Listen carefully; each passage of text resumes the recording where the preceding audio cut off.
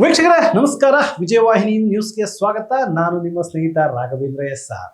ವೀಕ್ಷಕರೇ, ರಾಜಧಾನಿ ಬೆಂಗಳೂರಿನಲ್ಲಿ ರೋಗಿಗಳ ಸೇವೆ ಮಾಡುವ ಯುವ ವೈದ್ಯರಿಗೆ ಈಗ ಬದುಕಲು ಹಣವಿಲ್ಲದ ಸ್ಥಿತಿ ಎದುರಾಗಿದೆ. ಹೌದು, ನಗರದ ಬಸವೇಶ್ವರ ನಗರದಲ್ಲಿರುವಂತಹ ಸರ್ಕಾರಿ ಹೋಮಿಯೋಪತಿ ವೈದ್ಯಕೀಯ ಕಾಲೇಜು ಮತ್ತೆ ಆಸ್ಪತ್ರೆ ಪೋಸ್ಟ್ ಗ್ರಾಜ್ಯುಯೇಟ್ ವಿದ್ಯಾರ್ಥಿಗಳು ಮತ್ತೆ ಇಂಟರ್ನ್ಸ್ಗಳು ತೀವ್ರ ಸಂಕಷ್ಟಕ್ಕೆ ಸಿಲುಕಿದ್ದಾರೆ. ಕಳೆದ 5 ತಿಂಗಳಿಂದ ಈ ವೈದ್ಯ ವಿದ್ಯಾರ್ಥಿಗಳಿಗೆ ಬರಬೇಕಾದಂತಹ ಸ್ಟೈಫಂಡ್ ಹಣ ಜಮೆಯಾಗಿಲ್ಲ. ಈ ಬಗ್ಗೆ ಹಲವು ಬಾರಿ ಸಂಬಂಧಪಟ್ಟ ಅಧಿಕಾರಿಗಳ ಗಮನಕ್ಕೆ ತಂದರೂ ಮುಂದಿನ ವಾರ ಕೊಡ್ತೀವಿ, ಆಮೇಲೆ ಕೊಡ್ತೀವಿ ಅಂತ ಬರೀ ಸುಳ್ಳು ಭರವಸೆಗಳನ್ನ ನೀಡಲಾಗ್ತಿದೆ ಹೊರತು ಹಣ ಮಾತ್ರ ಇವ್ರ ಕೈ ಸೇರ್ತಿಲ್ಲ.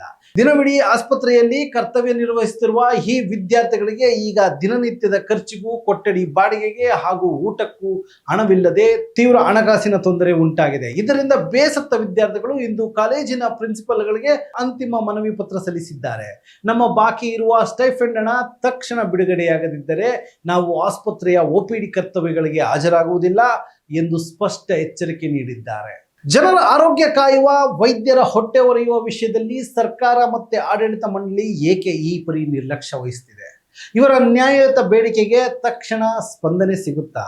ಕಾದು ನೋಡಬೇಕಾಗಿದೆ. ನಿರಂತರ ಸುದ್ದಿಗಾಗಿ ವಿಜಯವಾಹಿನಿಯನ್ನು ವೀಕ್ಷಿಸ್ತಾ ಇರಿ. ಮತ್ತೊಮ್ಮೆ ಸಿಗೋಣ. ಧನ್ಯವಾದ.